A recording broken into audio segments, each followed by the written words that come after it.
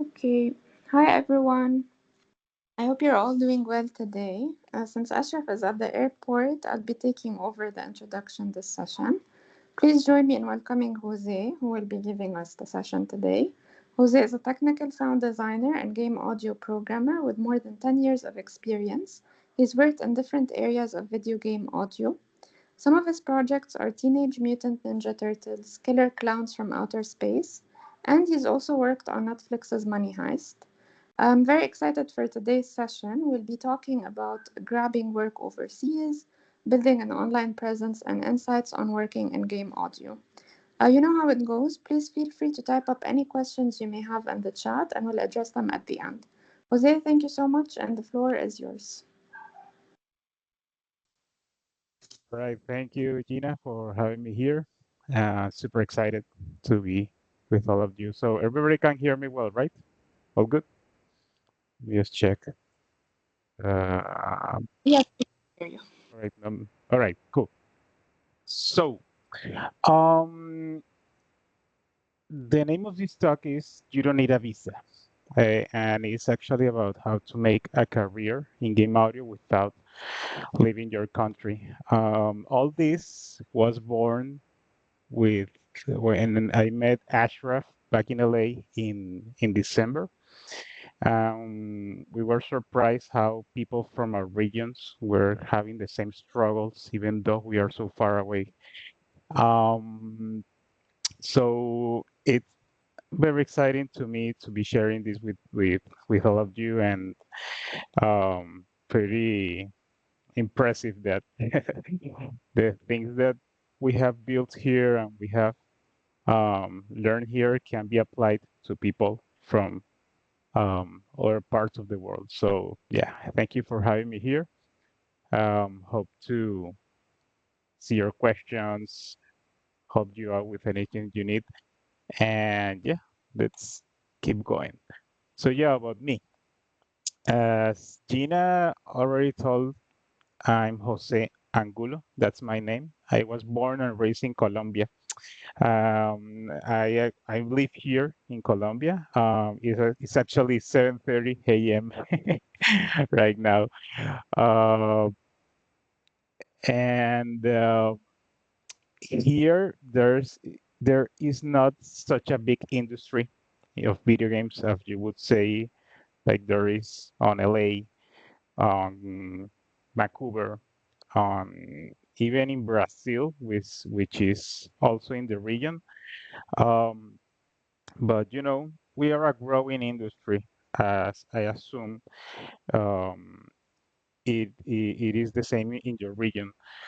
So we have some struggles, and we some things that we usually hear of about making a career come from people from a different contexts of countries that are not necessarily in of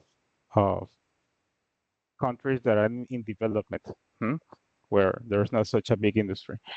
So um, having that context, we are going to talk about how things work on countries that are not like with a fully developed industry. So I've also been working on video games for the last 10 years, full time on game audio for the last 7 years. I work at a game studio called Television Games. Um, but before that, I work as an independent contractor for different studios. I also like to create content on Instagram, YouTube. Have been away from the field for a while, but hopefully I'll get back. And I love pineapple in pizza. I know that's a debate, but I'm team pineapple on pizza. So if you like it as well, say yay. Some of my games, I work in Teenage Mutant Ninja Turtles, Roots of Mayhem. This one was my favorite because it was done for a console called Next, where there are no controls. You control the game with your own body. So if you want to punch, you throw a punch. You need to jump. You actually have to jump. So it's pretty nice and family friendly. Um, this game, Killer Clowns from Outer Space, a huge game, huge challenge to me, but we managed to pull it out. Netflix Money Heist. This was a series, and we developed a game for mobile devices. And yeah, some few games that I actually have worked on more, but these ones are like my favorites. So if you want to check them out, let me know what you think. So what, why you should care about this that we are gonna talk about?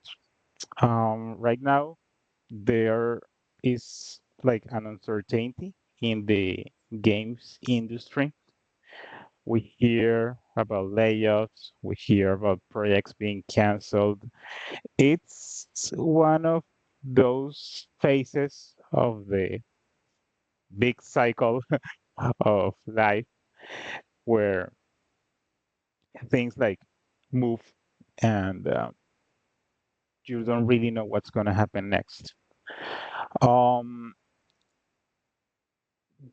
you maybe want to work in video games, but you don't have a plan to leave your home yet, um, which is totally fine. Um, and the advantage of video games is that uh, it's different from other industries like film, where you have to be like on site every time. Like if you want to be an actor, you gotta go to Hollywood, for example. Video games don't necessarily work that way. You can work in video games fully online. I did it for about 5 years or so, and it's about working with the tools that you have in your hands. And this one is super important because opportunity must find you ready. Yes, there are opportunities to work from anywhere in the world, but when they come, you should be ready. You should have built your own personal brand. And when opportunity comes, you must be able to show what you got, show that you know um, that you know how to do your craft, and yeah, it must find you ready. So this talk is also pretty aimed for audio. I mean, it's built from the point of view of audio, but it applies to um of professions, especially artistic professions. So if you're not an audio artist, this should also um, be relevant to you. What are we going to take away from this talk? So by the end of this talk, you will be able to implement different strategies to have an online presence. Online presence is the thing right here. Uh, you might be super good in what you do. You can be the best programmer, you can be the best artist, you can be the best musician. But if you're not out there, it doesn't matter. It is what it is. Um, you will be able to identify what is putting you out of focus in your career building game. So focus is a super important thing. You will be able to categorize your aptitudes to define your specialization. Um, you will be able to adapt to different scenarios to network, either online or also in person. And finally, the idea is that you will be able to create a strategy that fits your own current situation. The idea is that you will be able to look at your own situation, look at your own needs, look where you are in the in this road of building your career and plan how to go from point A to point B. So let's start with a cold hard truth. No one hires you to make audio or programming or art or whatever. They hire you to solve problems through whatever you do, in this case, audio. Because let's face it, in the case of sounds and audio, it's super easy to just grab them from whatever free libraries are there, or ask an AI to build the sounds, and it will come up with something, right? So why should people hire you? Why you are relevant? Because you know how to solve problems. The the key factor, what makes a difference when hiring a person, is that the game developer can stop thinking about that problem because there's an expert, in this case you, that can handle that better than anyone. Hmm?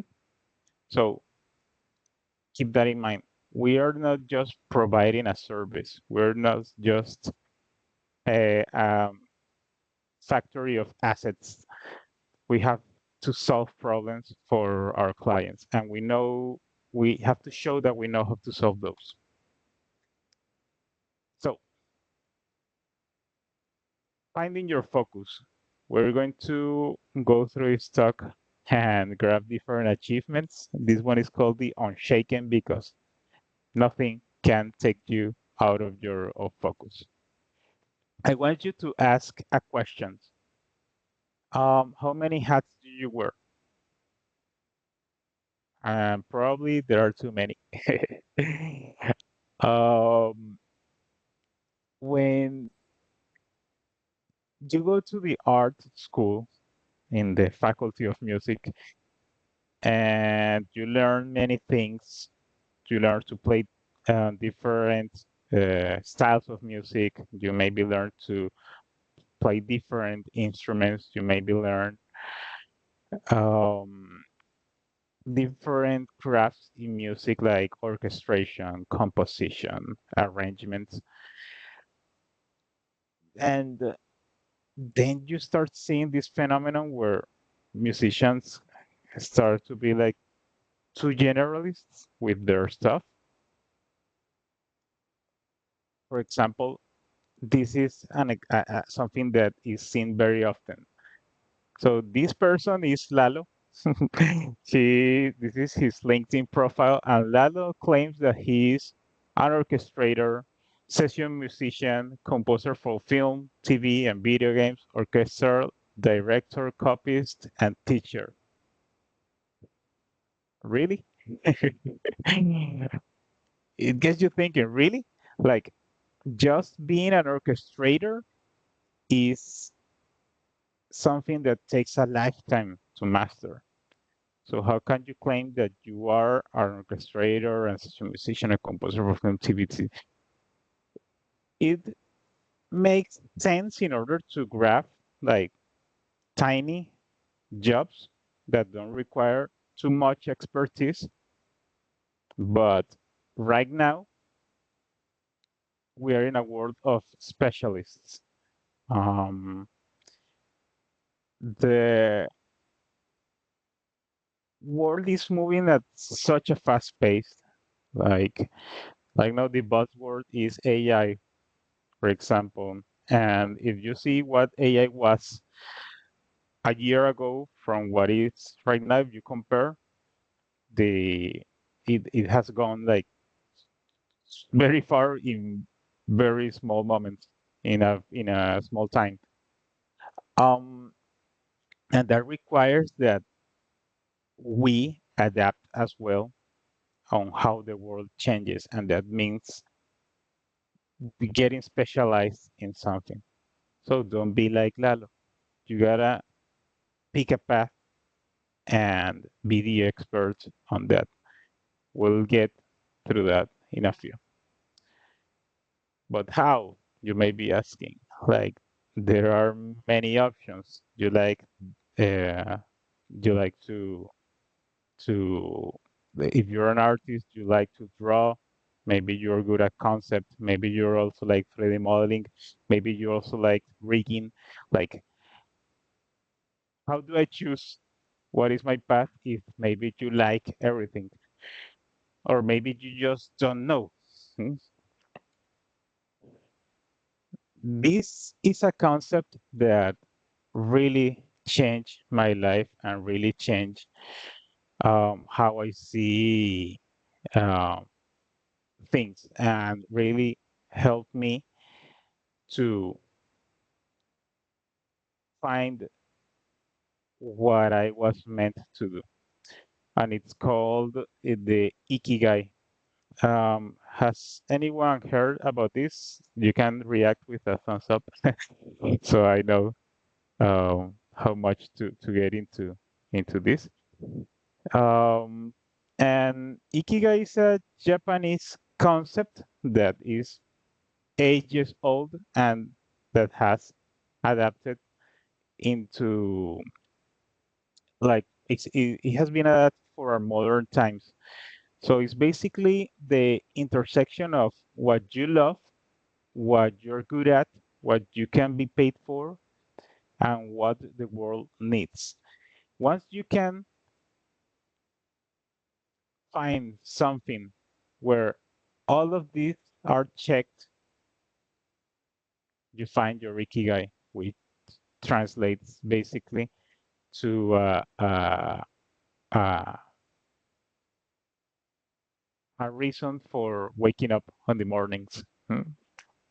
Um, so maybe you love something and you are good at that something. That would be called a passion. So these are things that you do because they bring you joy, regardless of external rewards. For example, here you can put most of us, the musicians, the painters, the indie game developer, those are the times. Uh, so maybe you are good at it, maybe you really love it, but it's not really doing anything for the world, any different things. Um, and just to be clear, the world doesn't mean like literally the world. The world can be your community, for example. Um, to me, it's something like, what can I do for my family and what can I do for my community of sound designers and musicians? Yeah. So the passion, things that you love, but and you're good at, but not necessarily um, you you receive an external reward. So if you are good at something and you can be paid for, that's called a profession. Here is where the other half of people it is like 40% of people are living their passion, 40% are living on a profession, and the other 10 and 10 are on mission and vocation.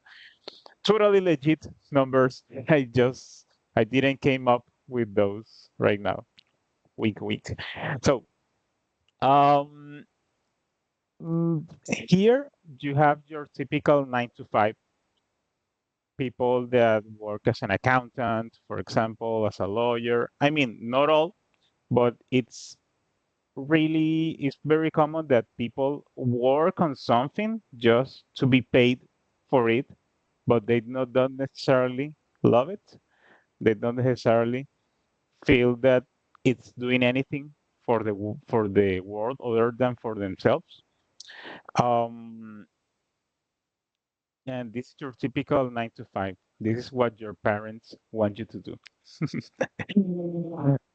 Because it's stable, but again, it's not necessarily something that you enjoy doing.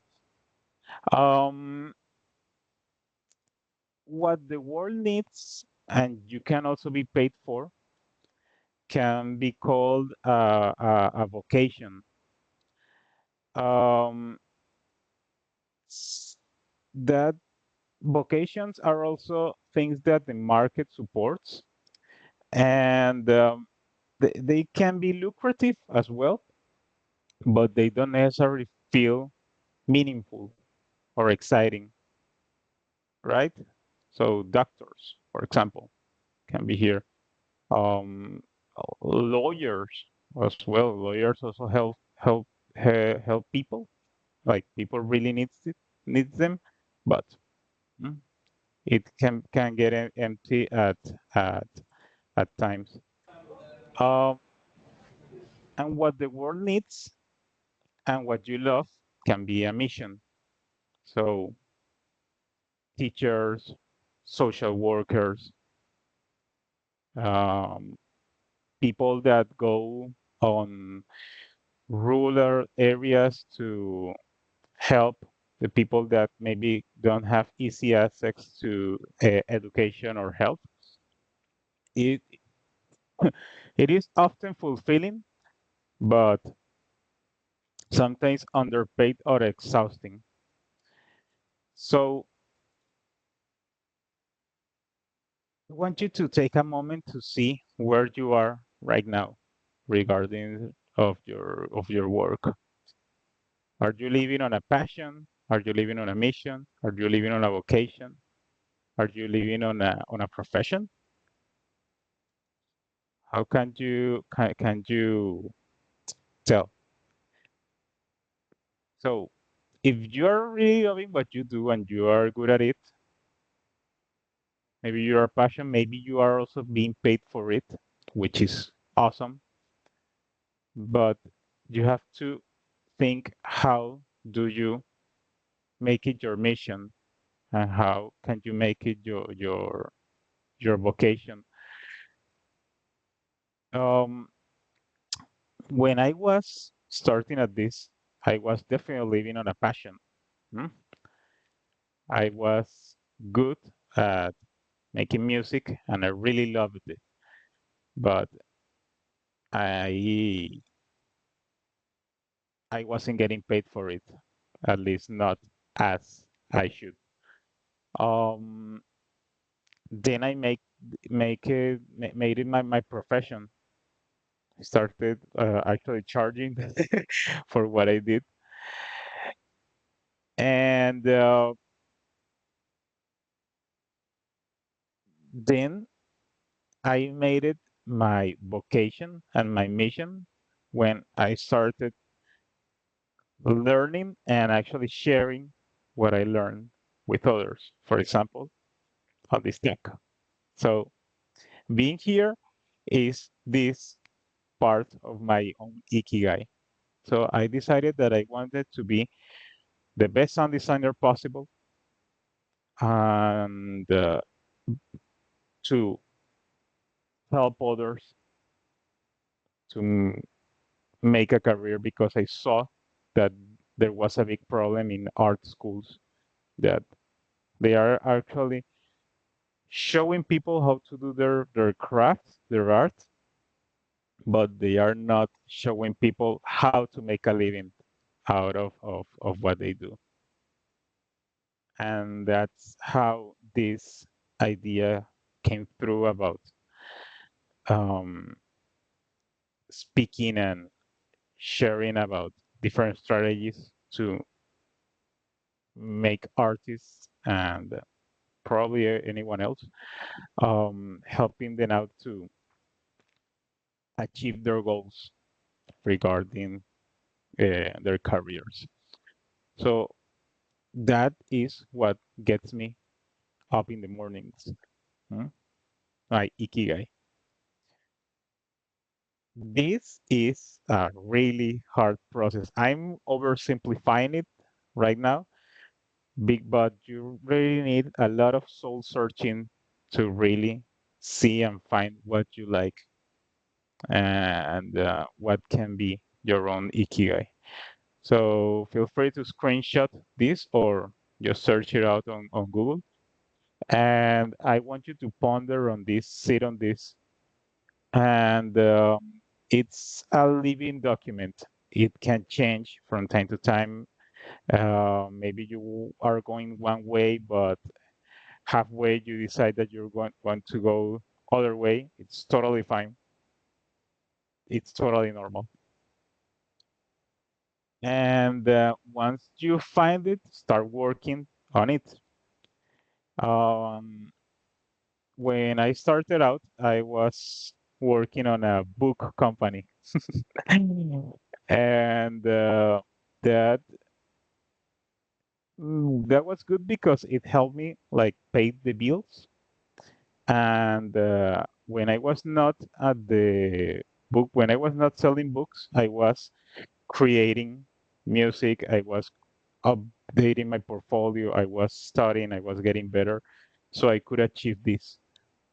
So it was a part-time ikigai that later became a full-time ikigai. So it's a process. No worries, it's a process. All right, moving on. When we know where we want to focus, where we want to be unshaken, we can start working on it. So we can become a master of our craft, which means specialists. In video games, at least to me, there are two types of specialization: the technical specialization and the artistic specialization. So let's start with the artistic specialization. When you start out, maybe mm, you are wearing lots of different hats. You are a sound designer, then you become a composer, and you also do your own QA because you're working with really, really small studios. But your focus, what you want to be, is to become a composer. So you do all of this, like just to get into the industry, get things rolling, get the money flowing. But at the same time, you are working on your own craft. You're working on becoming a better composer. You are studying. You are having lessons with people that are this better than you. You are going to concerts. You are reading books, etc., etc. You are working on your own craft and also developing your composing business. Eventually, if things go well, you can stop doing one of these things, which is, for example, stop doing QA. Maybe that's something that you didn't really like, but again, it got you some work. So you can just dedicate to be a sound designer and an even better composer. If you keep on working on your skills, same path, go to conferences, study, write or music, get better virtual instruments, get experience recording, etc.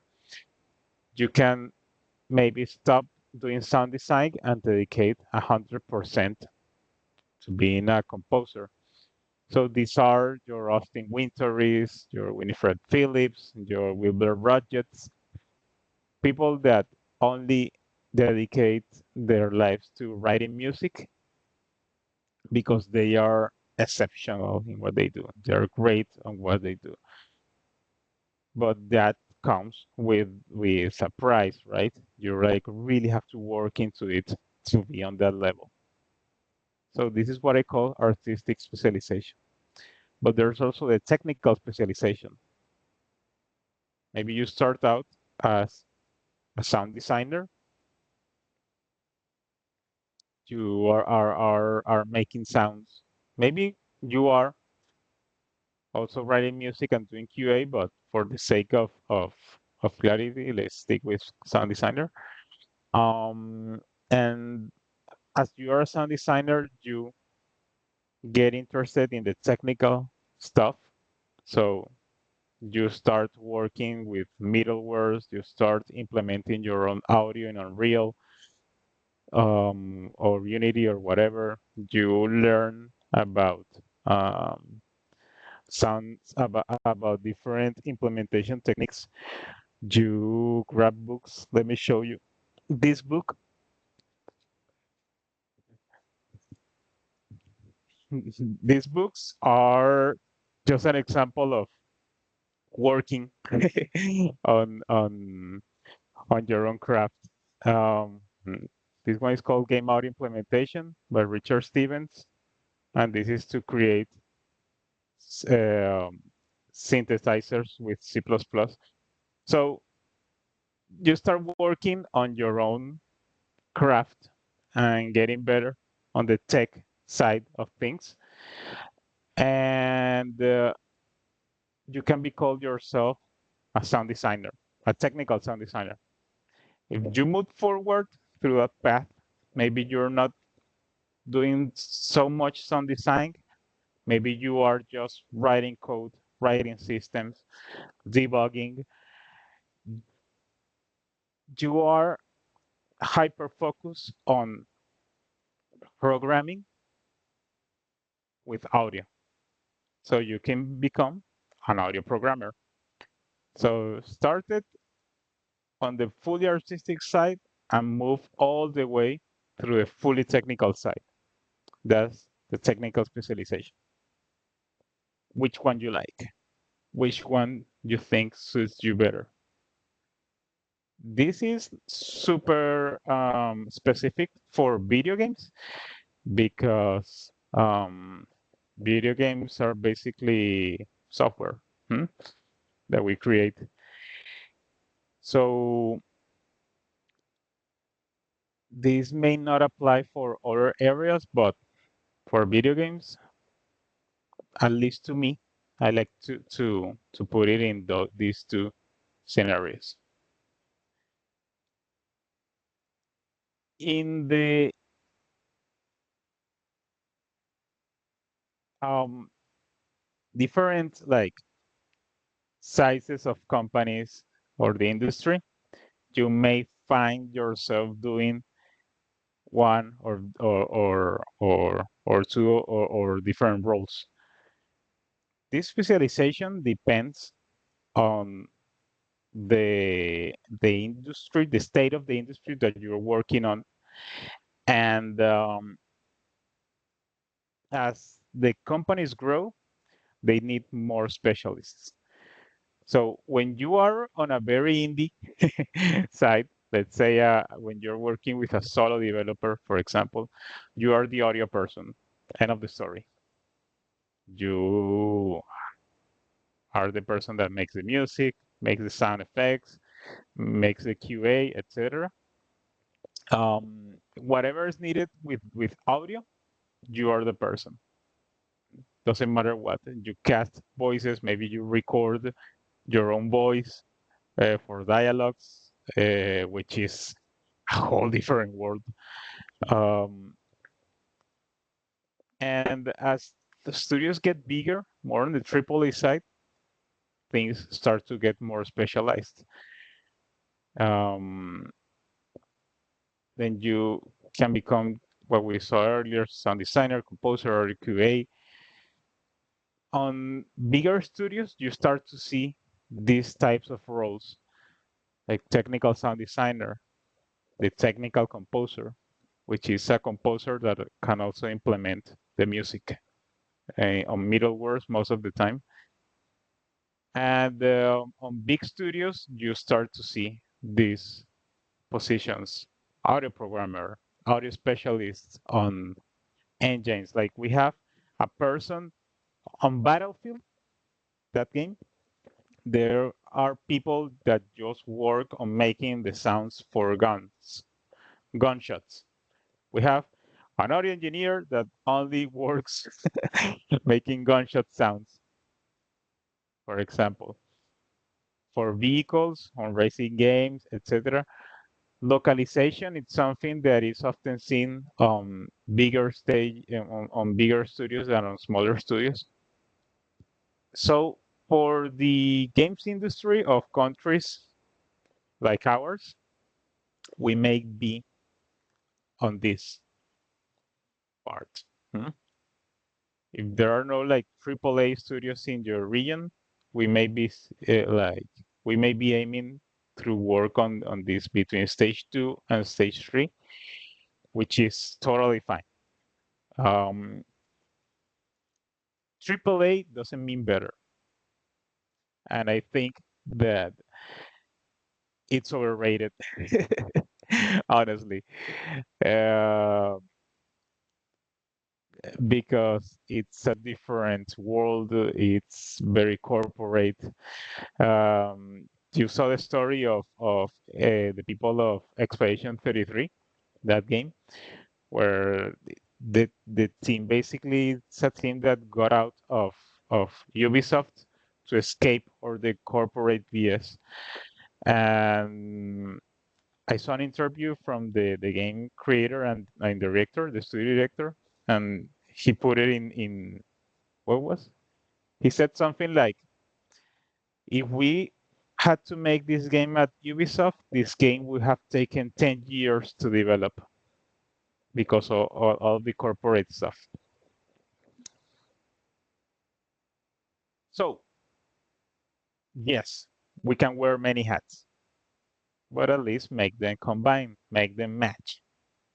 So this guy is Max Power. I'm old, so I love The Simpsons. I don't know if you catch the reference, but it's fine. So Max is a technical sound designer. He works in game audio, augmented reality, VR audio, audio programming, Unreal Engine, Unity Wise, Fmod, C Sharp, C++. So what's the difference between Max and Lalo? Remember the first example? The difference basically is that all of the stuff that you see on this LinkedIn profile is stuff that is related. We are seeing work like technicals and designer. We are also seeing programming languages. We're also seeing game engines. We're literally programming on the description. So you can tell that this person is a technical person. This person knows and is focused on the technology side of things, not so much on the artistic side.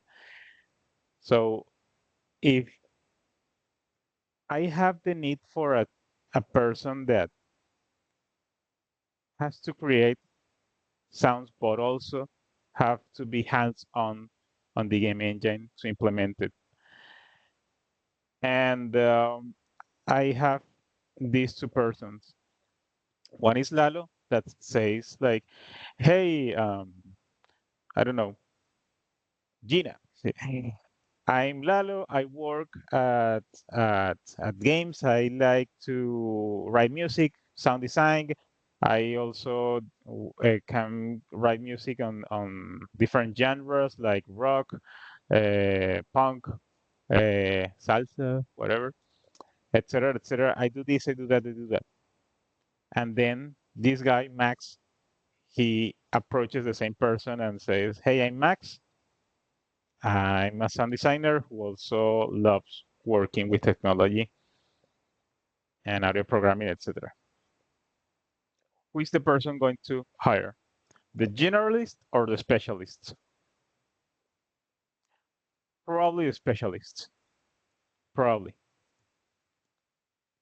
And the people is willing to pay more to the specialist because specialist shows that he or she is a master on their craft. Hmm? We'll get into that in a few moments. So yes, wear many hats, but make sure that they combine. Got it? And more is not always better. So if you can just say that you're a concept artist, but you are the best concept artist out there. Hmm? Achievement 3, the unbroken stream, being present online. So Yes, we um, maybe we know how to do our stuff, but how do we show that we know how to do our stuff? So this is something that I want you to um, repeat yourself, and this is like an agreement that I want us to do collectively. Feel free to take a screenshot of this. Um, and this is something that I want you to repeat to yourself. We will know that we know our stuff. We will be different, and we will be consistent. These, at least to me, are the keys for having an online presence. Showing mastery, being different, and being consistent. To me, the third one is the hardest. Um, are you familiar with the White Stripes? Super cool band. So there was this interview that I saw like long ago from Jack White, the singer and guitar player of the band. Don't know the source. I just know that I saw the interview. I swear. So he said something like, "I want to be the best guitar player in the room. For that reason, there are rooms that I don't enter." This means that you don't have to be like the best compared to your peers. You just have to be unique and be the best in the context that you are. In game development, especially on the more indie side of things, there may not be many audio people on the team. So there, in that team, you are the expert. They may not, they may not have many artists. So on that field, you are the expert. You're the person that is going to, again, solve the problems related to that and contribute to the whole game. So don't feel that because you don't have years of experience, you cannot contribute as an expert to the development of the game. If you can answer questions like which type of music should go here, how can we make the music change when the player enters a danger zone, which instruments should serve the story better, why this why does this sound weird, and how can we get our game funded, for example, uh, you're in, you are the expert. Because to say things like which type of music should go here or which type of instruments would serve the story, that's your artistic side that is being called, right? You have the sensibility to know um, the type of music or sounds or art in general should go on on on different scenarios. Um, why does this sound weird? People will use often use words to describe something, uh, but those words doesn't necessarily like attach to the reality. So why does this sound weird? Weird may mean that the sample rate is off on those assets. For any reason, there was an export error and it is sounding weird. So you have the sensibility to do that. You have the knowledge to see what might be happening. How can we get our game funded? Maybe a game needs what's the word? Maybe on a trailer for the game, you can add music that is more appealing to publishers, what that will eventually help the game getting funded. So with your music, with your art, you can actually get money to the company.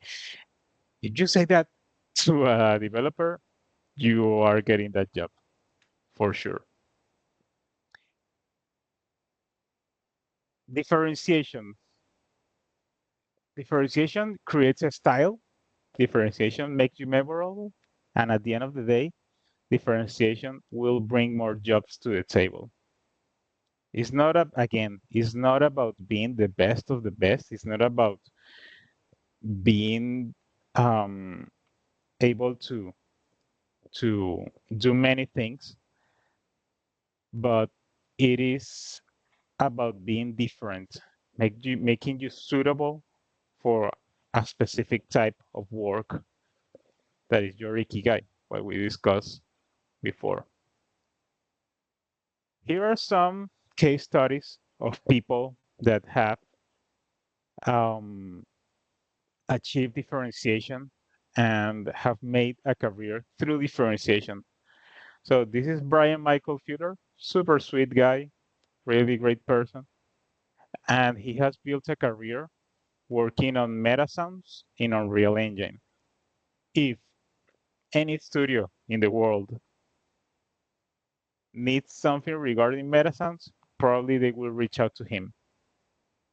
Emily Hopkins, she's more famous.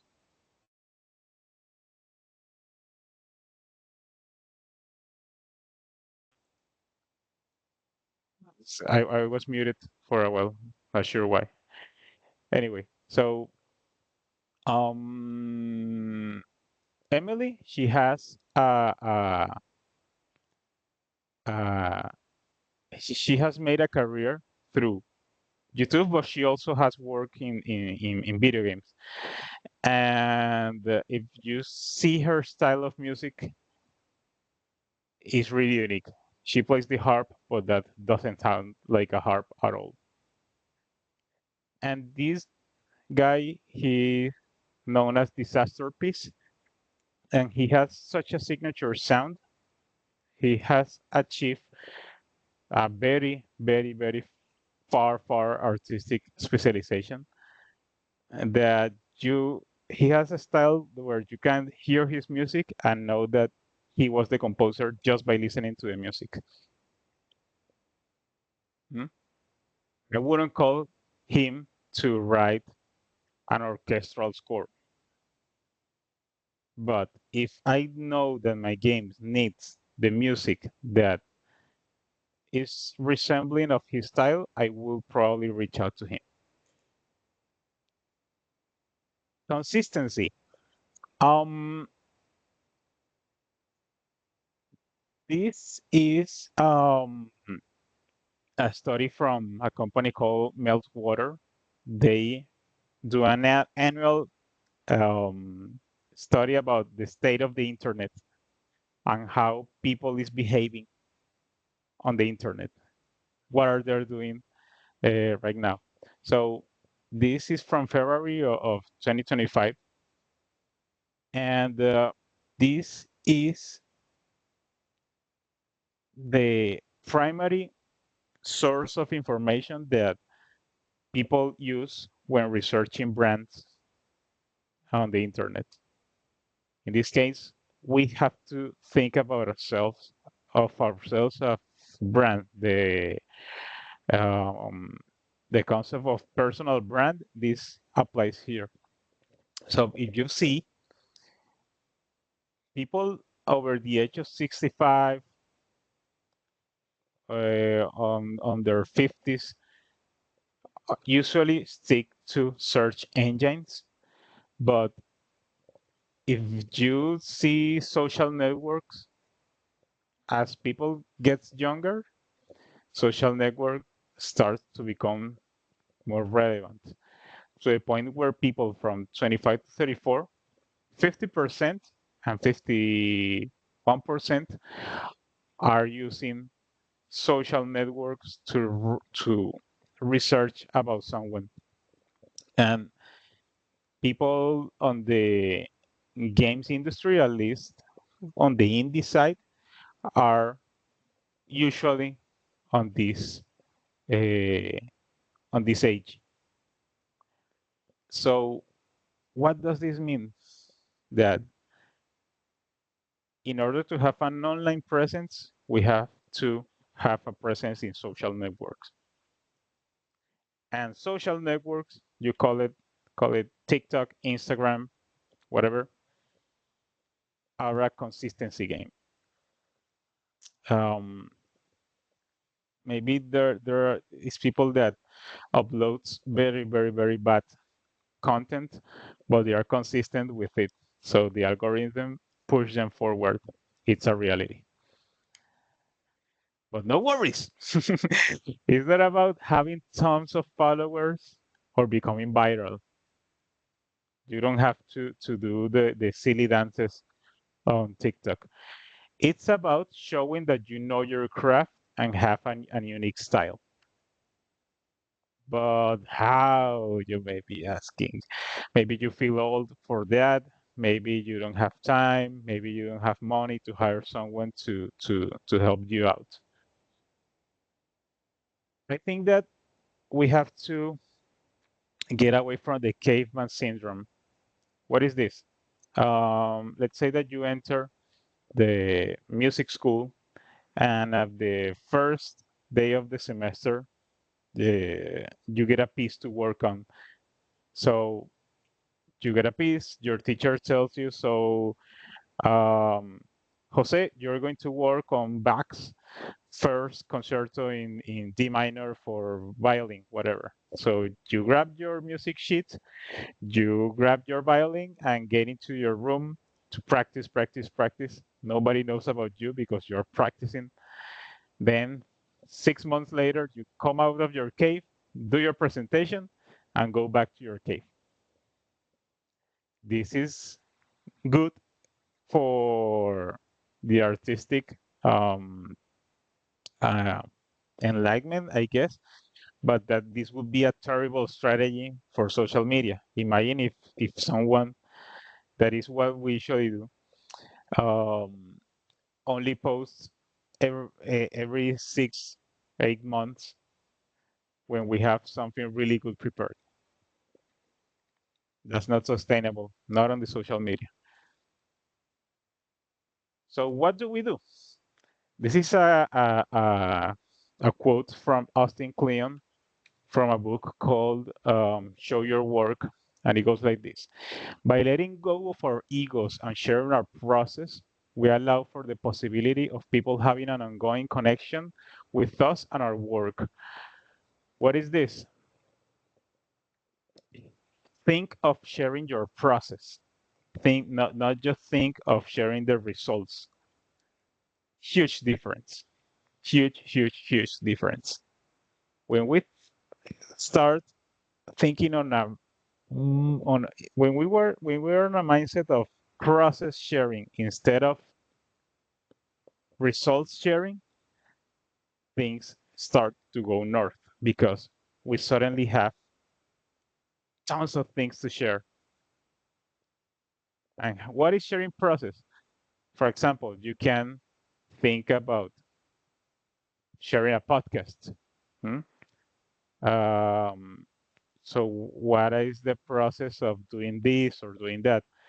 You can do, if you don't want to record yourself or don't have a microphone or just don't want to work on that, you can blog, you can write, mhm.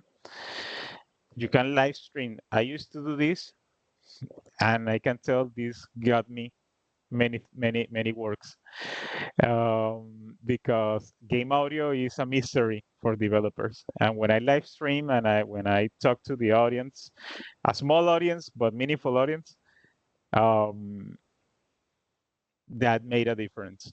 So maybe just live stream yourself writing music. You can work on tutorials. What is your, and tutorials doesn't mean that you have to share the way to do things. You can think of sharing a way of making things. So what is your process to write a great melody? What is your process of designing a character? What is your own process of orchestrating a piece of music, of rigging, of modeling?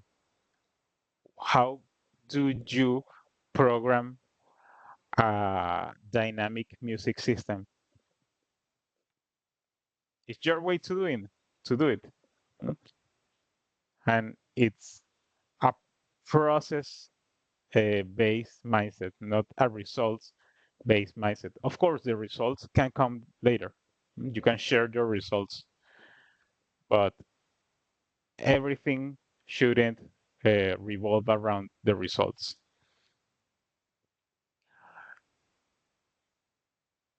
When we are working on social medias, um, each piece of content has a purpose. Maybe you want to engage with your audience, maybe you want to network with your audience, or maybe you just want to sell your services. And each social media has its own different purposes. Some work better for something than others. Um, so, for example, if you want to show your work, Instagram is cool, YouTube is cool.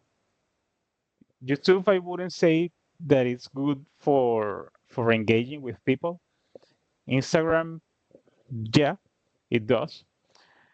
LinkedIn is great for engagement, but it's not the best for showing your work. For example, videos. Maybe if you are working in blogs, LinkedIn might be a great place to share it.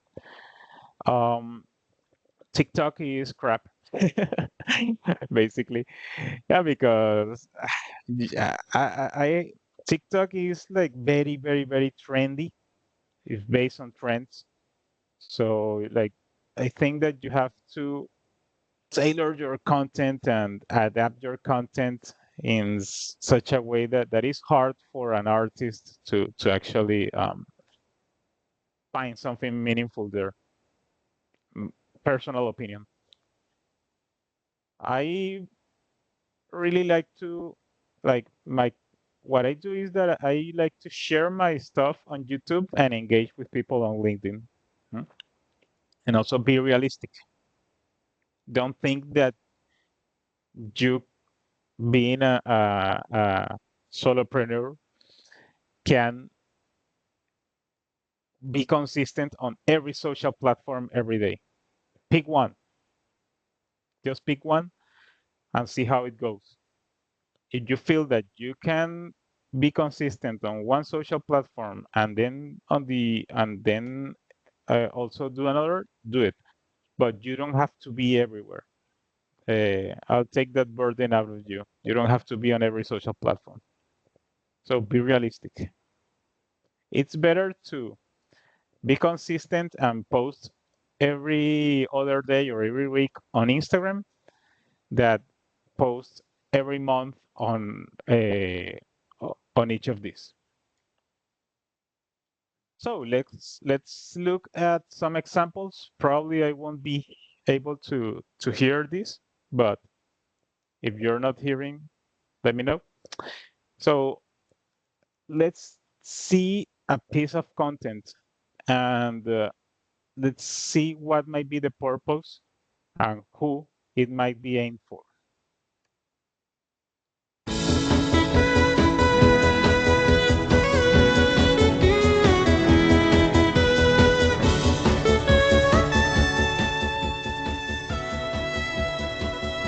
You can hear it, right?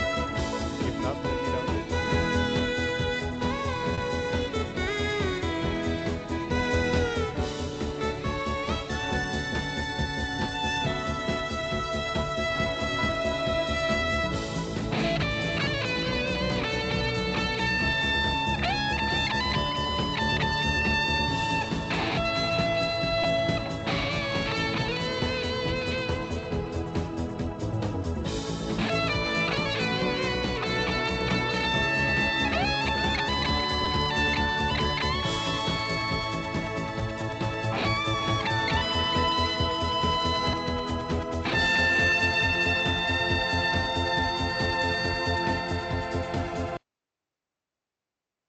So this piece of content is aimed for musicians, maybe. Is aimed for developers. Is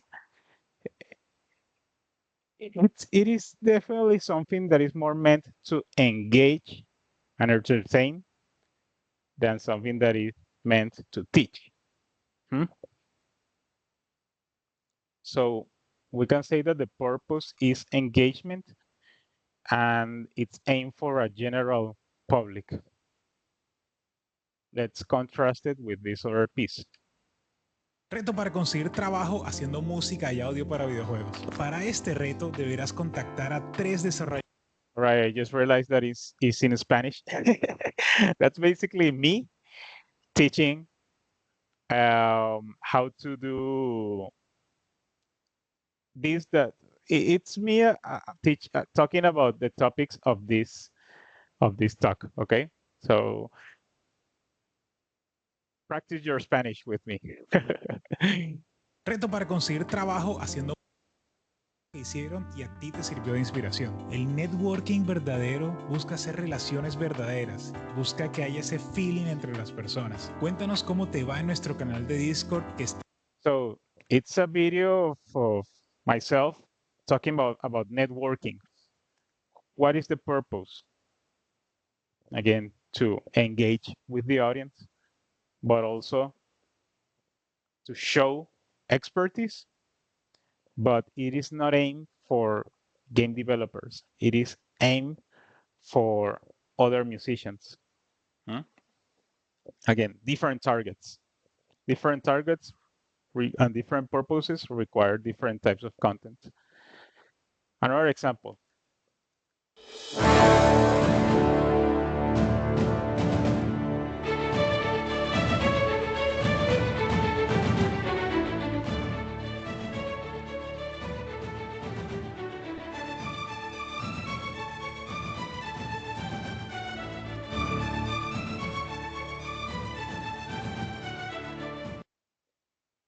So this one is great for musicians, but it's not that great for non-musicians.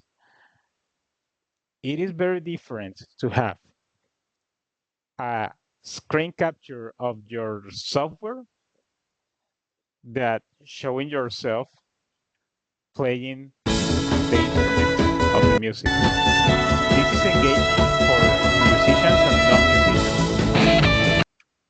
Reto para This is engaging just for musicians because another person doesn't know what is happening here. It's just a bunch of rectangles of different colors. So who are you aiming and who are you targeting your content to? Hope that I'm shaking some cables over here. And you can also do something for everyone where you show mastery and you can engage with people that knows about what you do and people that doesn't know about what you do.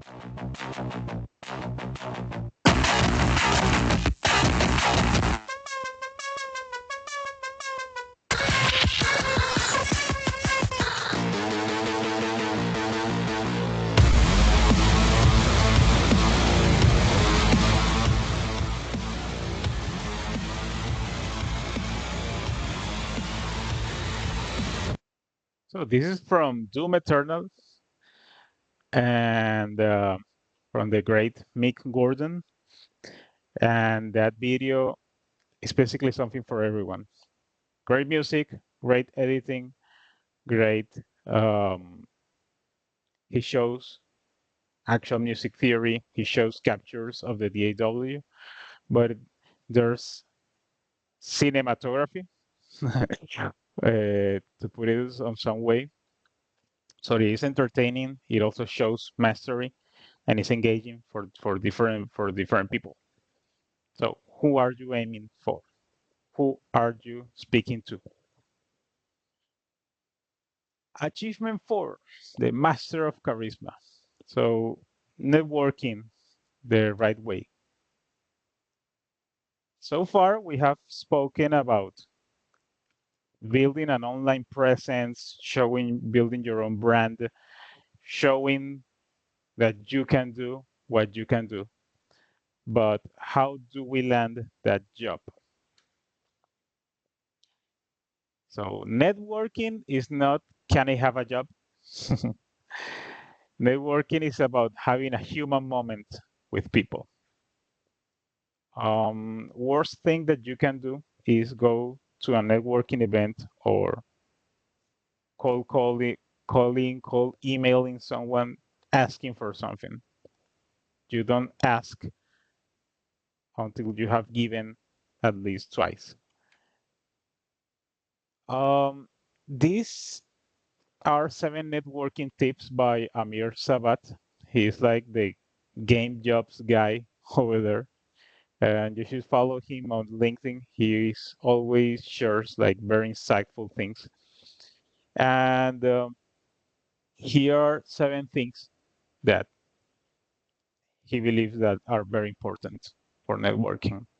Being around is having people seeing you. Um, being around doesn't necessarily means being on all the events.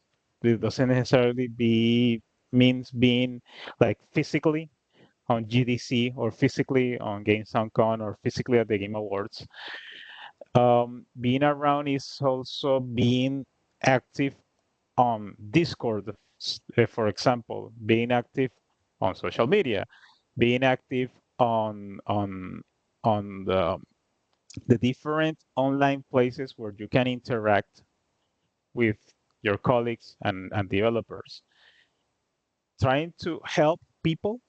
Like, for example, someone posted a, a thread asking how to make variations on a meta song, whatever. Giving information, helping people is one of the top things that you can do. Um, so being around is being active online also. When you have the chance to talk with someone either online, uh, don't pitch, try to connect. Don't try to um, talk with people and sell them how awesome you are. Try to connect with people to have a human moment with them. Um, do that vibe check. You may look it that way. Um,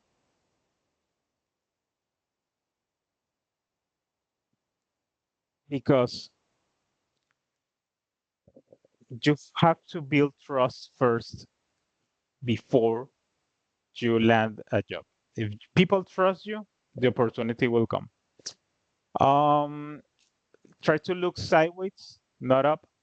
This means everybody is always try to reach to the C-level executive, but maybe you can reach out to people that are on a lower level, quote unquote, but that you can also relate as well, and that people will give you access to that C-level executive or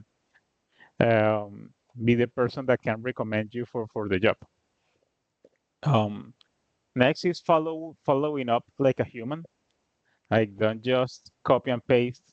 a message or an email, follow up. Remember that person. Remember the moment that you have with that person. Ask them how things are going.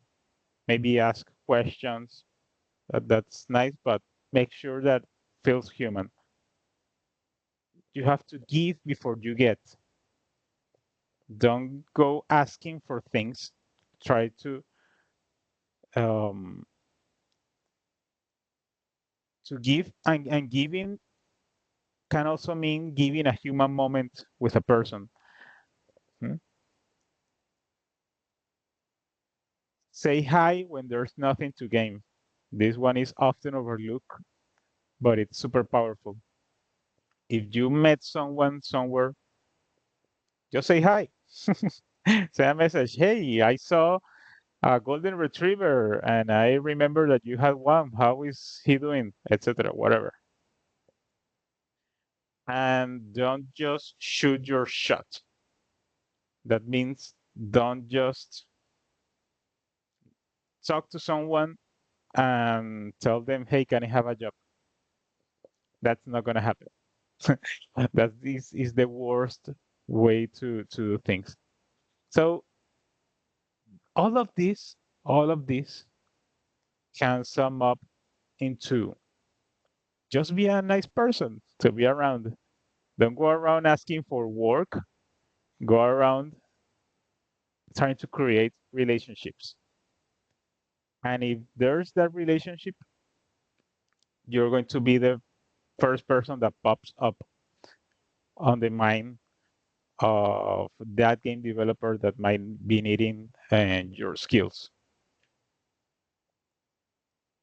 Let's talk real quick about the reel and the web page. Everybody hates reels and no one cares about your web page just yet.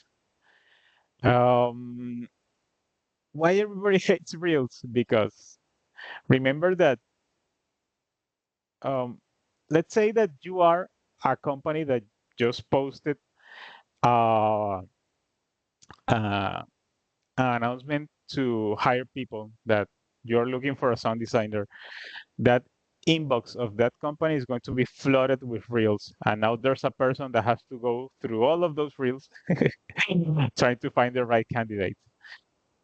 So it's hard to find someone that says, I love watching reels. And no one cares about your web page because they don't know you. They don't know who you are. Remember that people is um, dedicated to use social media more than search engines or web page to research about brands. But a good reel has a purpose. It shows your expertise, it shows your experience, or it hypes the client. You can mix this, but what is the you have to think what is the purpose of a reel when you are doing it. A good reel also uses cinematography. It is specific. It brings something new to the table. But remember that a good reel won't get you a job. It is a way to start the conversation about getting the job, but it's not an instant key to getting the job. So let's check some examples.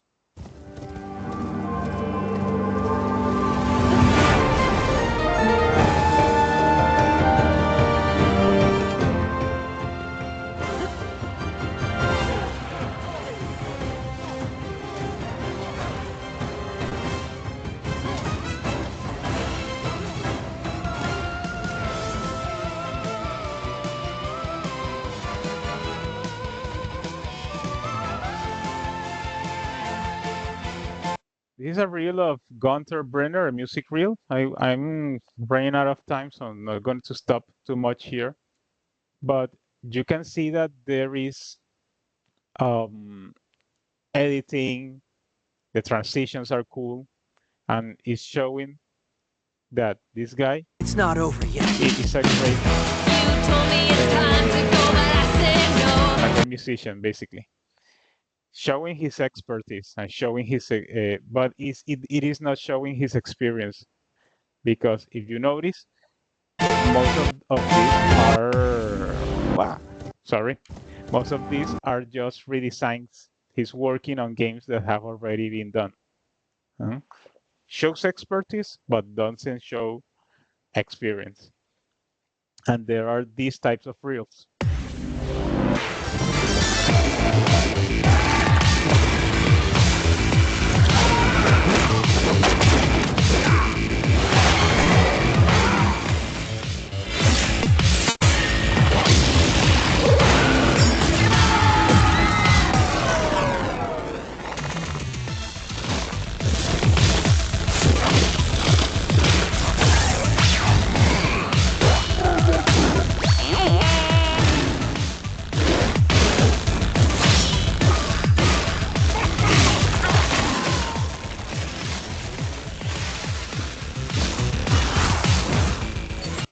So these reels um, is more about hyping the client, showing that they have experience. There is a ton of games over here.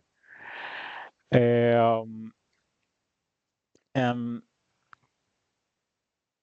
be, because of how much experience is being showed here, it also shows some expertise.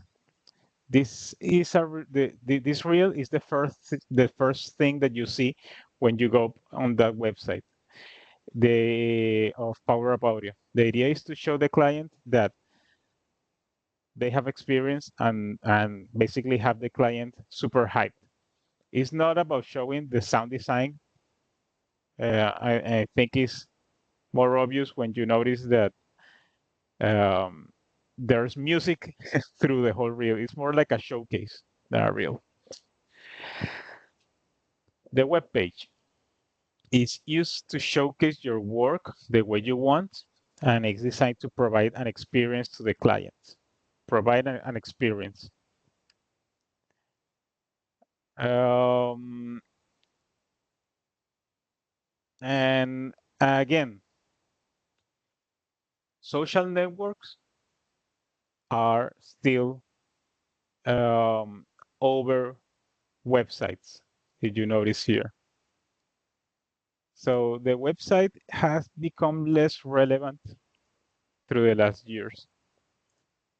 However, if your websites are like this, for example, that can provide an experience, um, not going to get into this, but totally recommend that that you check these websites to look for good examples of web pages.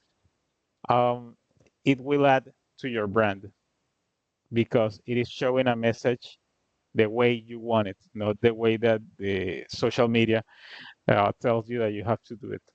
But again, ideally, a web page provides a different type of experience for a client. So let's do some recap. Hopefully, right now you are able to implement different strategies to have an online presence, identify what's putting you out of focus, categorize your aptitude to define your specialization, adapt to different scenarios to network, and create a strategy that fits your current situation. All right. Thank you. Thank you. Thank you so much for having me here, for the opportunity to share this with you. And I think that we have a few moments for some questions. So yeah, hit me. So Any much, Jose. questions That out was there? Yeah. thank you. Please feel free, participants, to leave any questions you may have in the chat. And I have a question for you while we wait for anyone to type up. So I would like to ask you to give us like a little advice to the people who are new to game audio. What would you say is the most important thing they can do to build a strong online presence?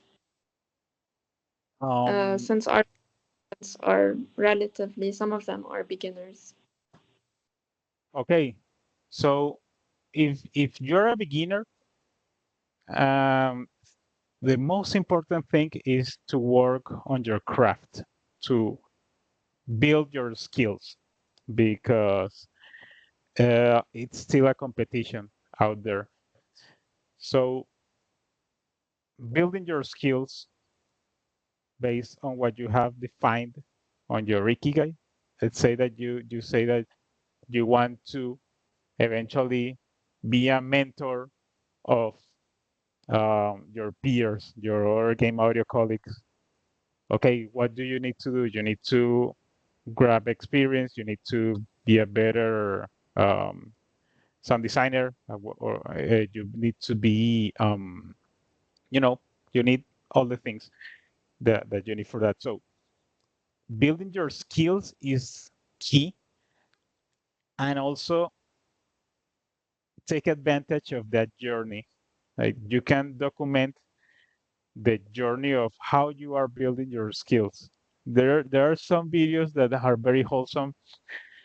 That it's people like they grab an instrument and they record themselves 1 week of playing guitar, and they post their improvements through time. And when you compare the 1 week video of playing guitar versus the 1 year video of playing guitar, that is super wholesome. It shows that the person is consistent, and it speaks well about that person. So don't feel that you need to be the expert to start building an online presence. You can share your process. All right, that's great. So basically, to focus on your skills and to document your journey. That Yeah, is yeah, actually yeah. very. We have a comment from Rahman in the chat. He didn't expect the session to be this good. It cleared up a lot of confusion he had, and he's asking about any contact information. Can the participants reach out to you? Where can they find you? So yeah, I forgot to put my social media handles. So you can reach out. This is my Instagram. Let me see. I cannot, for some reason, the chat is not letting me post it. So that's my Instagram at Jose's Yeah. Audio. You can reach out to me there. And there, I'm also on YouTube. Let me give me a second. Take your time. Let me just share my YouTube page with you guys here. I usually post videos there. Most of them are in Spanish, but I'm starting to post in English to, try to reach a broader audience. So yeah, Okay. reach out there. Any questions that you have, feel free. Look at me for like the Jose Luis Angulo. That's my name. You can find me that way on LinkedIn. Just put Jose Luis Angulo Game Audio, and I probably will be the one of the Thank you so the much. results there, mm, on LinkedIn. Yeah. Thank you so much, and thank you for waking up so early for this. No,